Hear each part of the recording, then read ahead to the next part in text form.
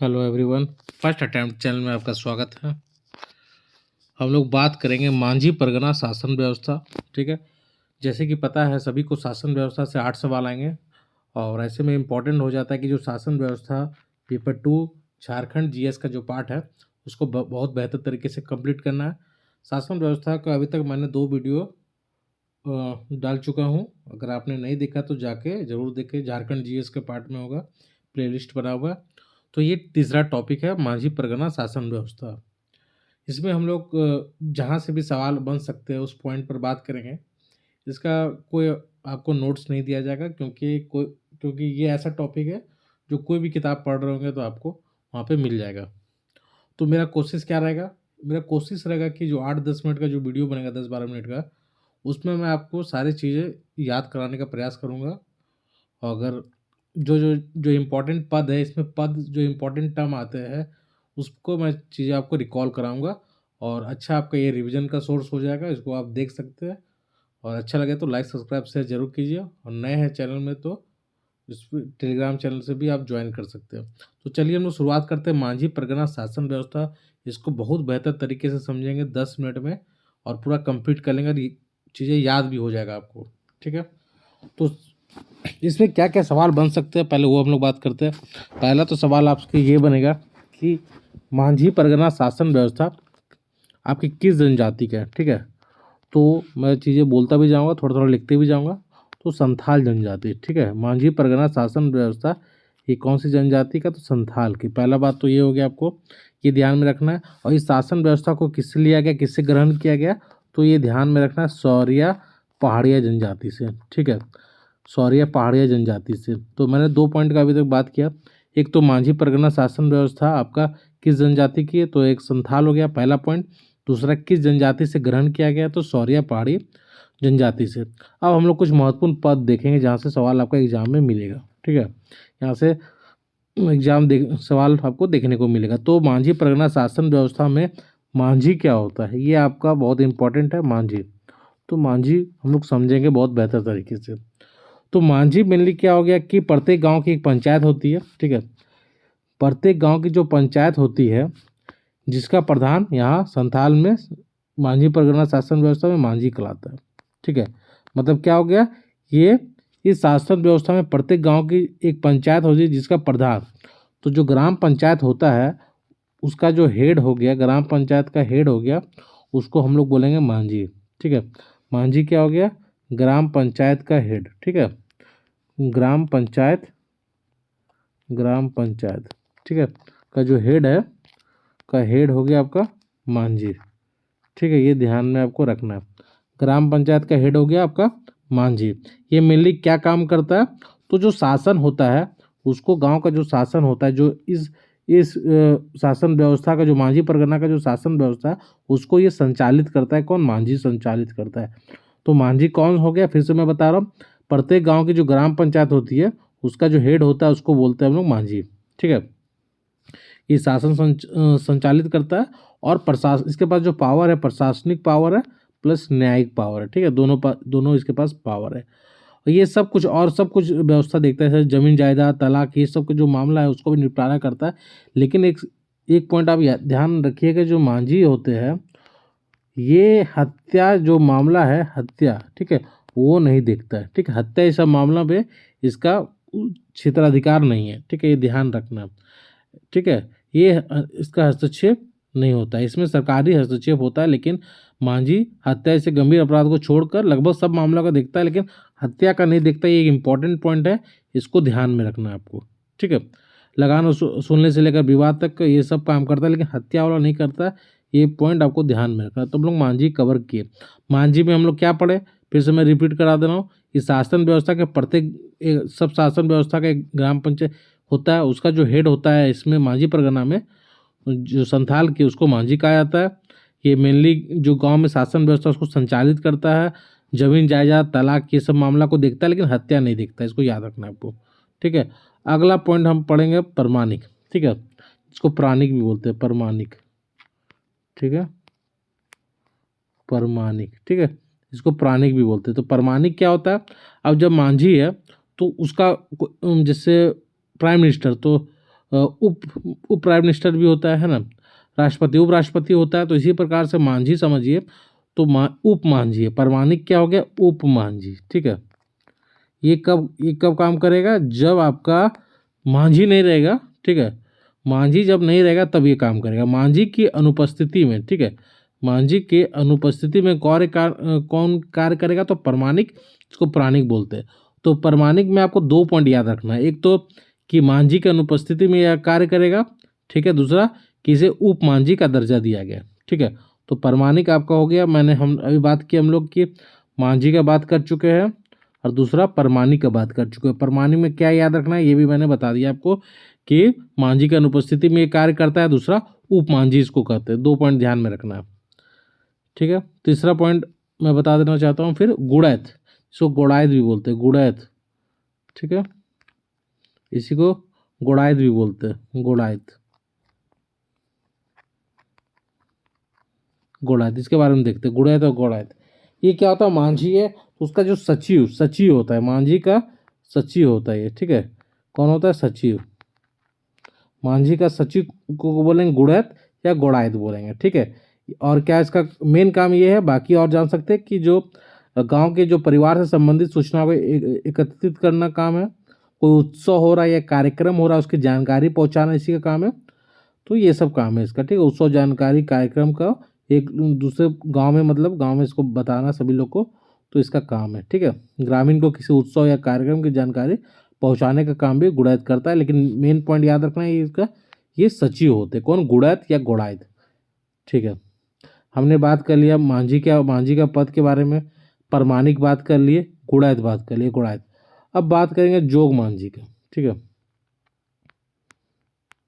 जोग मांझी, ठीक है, इसके बारे में देखेंगे, जोग मांझी के बारे में, इसके बारे में समझेंगे ये क्या होता है जोग मांझी। तो इसको आपको ध्यान में रखना है जोग मांझी के बारे में, कि मांझी की सहायता करने के लिए एक सहायक होता है, जो मांझी है उसकी सहायता करने के लिए एक सहायक होता है। तो मांझी के सहायक है ये एक प्रकार से, जिसे जोग मांझी कहते हैं, ठीक है। ये मेनली इसका क्या काम है, तो विवाह संबंधित मामले को सुलझाता है, विवाह संबंधित मामले को ये सुलझाता है, जन्म विवाह संबंधित महत्वपूर्ण सलाह भी देता है। तो विवाह से रिलेटेड ध्यान में रख सकते हैं। लेकिन सबसे इंपॉर्टेंट बात है कि ये ध्यान में रखना है आपको कि मांझी को सहायता करने के लिए एक सहायक होता है ये जोग मांझी, ठीक है। तो इसे ध्यान में रख सकते हैं। अभी हम लोग बात कर लिए मांझी का, बात कर लिए परमाणिक का, बात कर लिए परमाणिक कौन होते हैं पता है, गुड़ैत या गोड़ायत का बात कर लिए, जोग मांझी का बात कर लिए। अब बात करेंगे जोग प्राणिक का, ठीक है। जोग प्राणिक,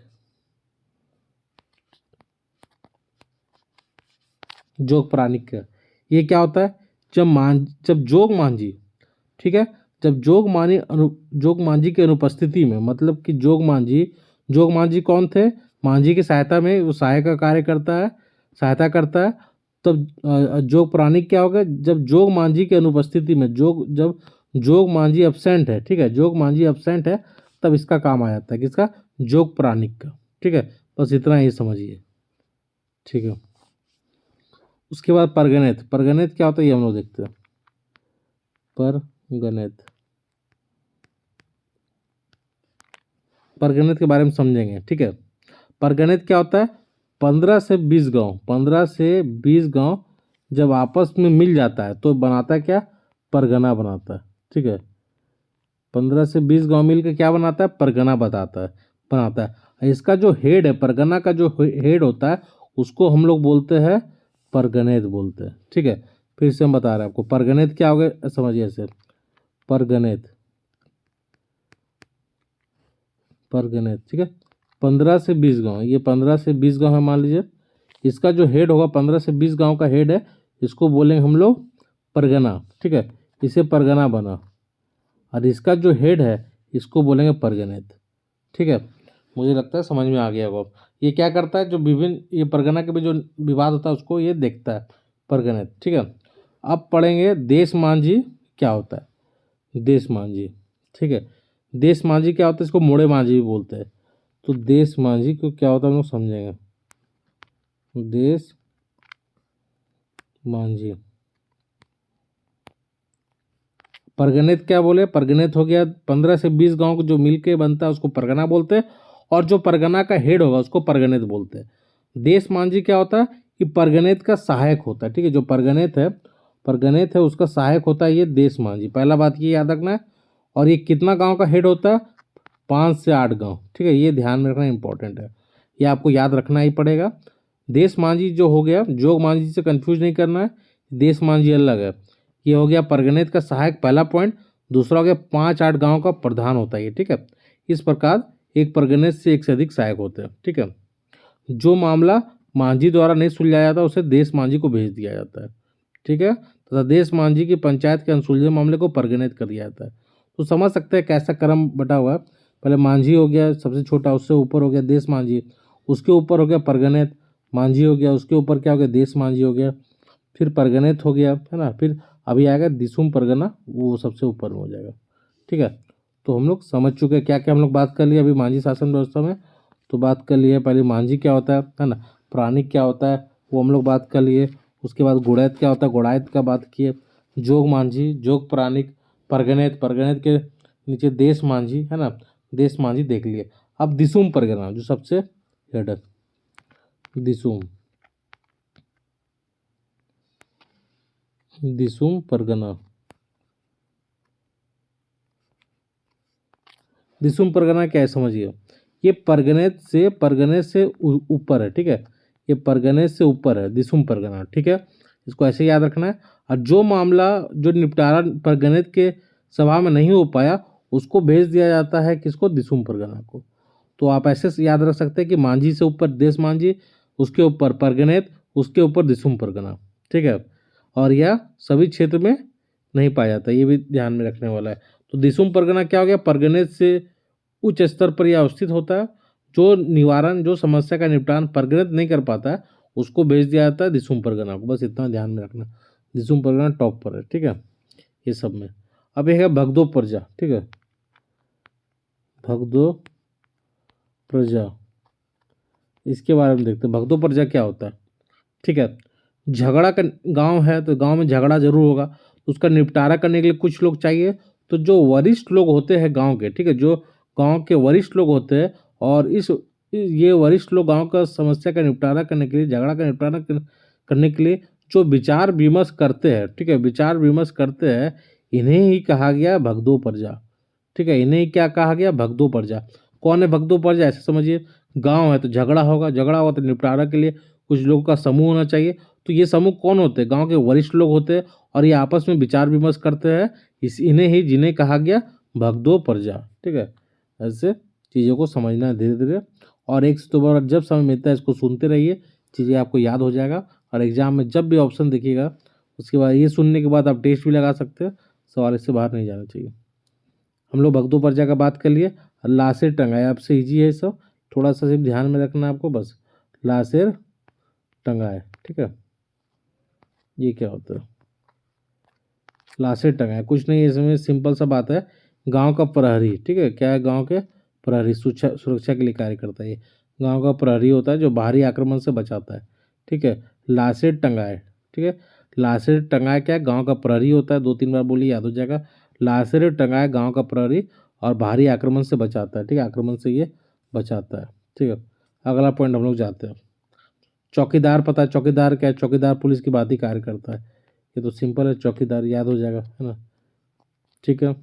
अगला हो गया आपका नायके। नायके क्या होता है, देखिए, नायके ध्यान में रखना है कि यहाँ जो नायके है ना, नायके ये गांव का धार्मिक प्रधान होता है, ठीक है, धार्मिक धार्मिक प्रधान होता है नायके, ठीक है। नायके क्या हो गया, यहाँ पे धार्मिक प्रधान, ठीक है। और कुड़ाम नायके क्या हो गया, कुड़ाम कुड़ाम नायके, ठीक है, ये क्या हो गया, कुड़ाम नायके। तो कुड़ाम नायके हो गया आपका उपनायक, ठीक है। इसका नीचे का जो पोस्ट है उसको कुड़ाम नायके बोलते हैं। तो नायके क्या हो गया, नायके हो गया आपका धार्मिक प्रधान, और कुड़ाम नायके क्या हो गया, उपनायके, ठीक है, उपनायके, ये ध्यान रखना है। उपनायके मतलब इसके नीचे का पोस्ट है। नायक को, जैसे पाहन को हर जगह अलग अलग स्थान पर अलग अलग अलग अलग बोलते हैं, तो यहाँ बोलते हैं, ये ध्यान में रखना है आपको, नायके, है ना। पूछा था करेला दंड एक न्यूज में एक आता है टॉपिक इसमें, करेला दंड एक इम्पोर्टेंट। करेला मतलब हो गया सबसे हल्का, ठीक है, सबसे हल्का जो दंड होता है, हल्का दंड, ठीक है, उसको बोलते हैं करेला दंड। कितने इसमें कितना सजा मिलता है? इसमें अपराधी को 5 रुपये से लेकर 150 तक का दंड मात्र लगाया जाता है, 5 रुपये से 150 रुपये। इसको बोलते हैं करेला दंड, ठीक है। ये सब कुछ फैक्ट है, आपको याद रखना है।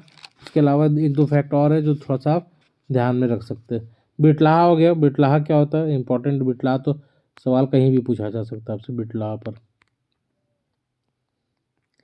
इस बिटलाहा होता है कि सबसे कठोर सजा है ना, इससे क्या होता है कि जो मेनली यौन अपराध से दोषी को दिया जाता है, बिटलाहा से बहिष्कार कर दिया जाता है और ये सबसे कठोर सजा माना जाता है, इससे पूर्ण बहिष्कार हो जाता है। तो बिटलाहा मतलब समझ लीजिए कि उसको बिटलाहा कर दिया मतलब उसको समाज से बाहर कर दिया है ना, ये बहिष्कार कर दिया, उसको पूर्ण बहिष्कार कर दिया जाता है, ठीक है। और दोषी द्वारा क्षमा याचना करने के लिए पूरे गांव को जाति बिटलाहा की सजा को समाप्त करने की भी प्रावधान है, ठीक है। तो बिटलाहा मतलब आप इतना याद रखिए कि यह सबसे कठोर सजा है बिटलाहा। जिन्हें याद नहीं है मैं बता देना चाहता हूँ, बिटलाहा हो गया सबसे कठोर सजा, ठीक है। इसमें पूर्ण बहिष्कार दी जाती है, की जाती है पूर्ण बहिष्कार। एक दो और पॉइंट है बस छोटा सा बाकी है। एक हो गया लॉबिड सेंद्रा। लॉबिड सेंद्रा क्या हो गया? सुप्रीम कोर्ट हो गया लॉबिड सेंद्रा, ठीक है। लॉबिड सेंद्रा,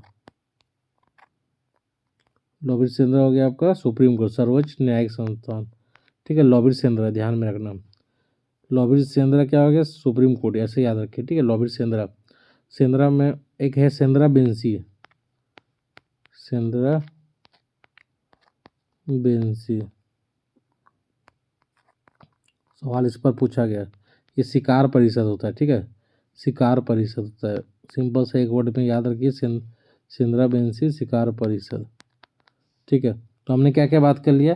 लॉबिड सेंद्रा, सुप्रीम कोर्ट, सेंद्रा बेंसी शिकार परिषद, ठीक है। ये सब पॉइंट ध्यान में रखना। एक और पॉइंट आपको याद रखना कि यूल्स रूल्स 1856 जो आया था, यूल रूल्स, ठीक है, यूल रूल्स 1856 के तहत है, उसको जो मांझी परगना शासन व्यवस्था को मान्यता प्रदान हुआ था, ठीक है, ये ध्यान में रखना। तो अभी तक हम लोग क्या बात कर लिए, कंप्लीट हो गया, लेकिन क्या क्या बात हो गया मांझी परगना शासन व्यवस्था में। तो हमने सबसे पहले बात की कि मांझी क्या होता है, मांझी के पद के बारे में समझे। परमाणिक, गुड़ैत, गुड़ायत, जग, जोग मांझी, जोग पर प्राणिक, परगनेत। मांझी क्या होता है कि गांव का जो ग्राम पंचायत उसका जो हेड होता है उसको मांझी बोलते हैं। प्राणिक, परमाणिक क्या हो गया? जब मांझी अनुपस्थित रहा तब उसका काम आता है, इसको उप मांझी बोलते हैं। गुड़ैत, गुड़ायत क्या हो गया? गुड़ैत गुड़ायत सचिव हो गया। जोग मांझी हो गया आपका, जोग मांझी क्या हो गया? सहायता करता है, मांझी का जो सहायता करे उसको जोग मांझी हो गया। जोग प्राणिक हो गया कि उसके नीचे का हो गया। परगनेत 15-20 गांव का मिला के परगना बनता है, उसका हेड परगनेत हो गया। देश मांझी परगना, परगनेत का सहायक होता है, ये 5-8 गांव का हेड होता है। दिसुम परगना सबसे हेड हो गया। भगदो प्रजा कुछ वरिष्ठ लोग होते गांव में और जो झगड़ा का निपटारा करते उसको नाम दिया गया भगदो प्रजा। लाशेर टंगा क्या हो गया? गांव का प्रहरी हो गया।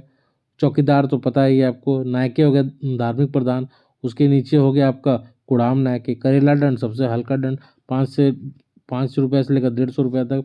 बिटलाहा पूर्ण बहिष्कार कर दिया। लॉबिड सेंद्रा सुप्रीम कोर्ट हो गया। सेंद्रा बेंसी हो गया शिकार परिषद हो गया। उस रूल्स के तहत उसको इस शासन व्यवस्था को मान्यता प्रदान हुआ था। बताइएगा लेक्चर कैसा लगा? अच्छा लगा तो इस तरह से वीडियो आता रहेगा। धन्यवाद।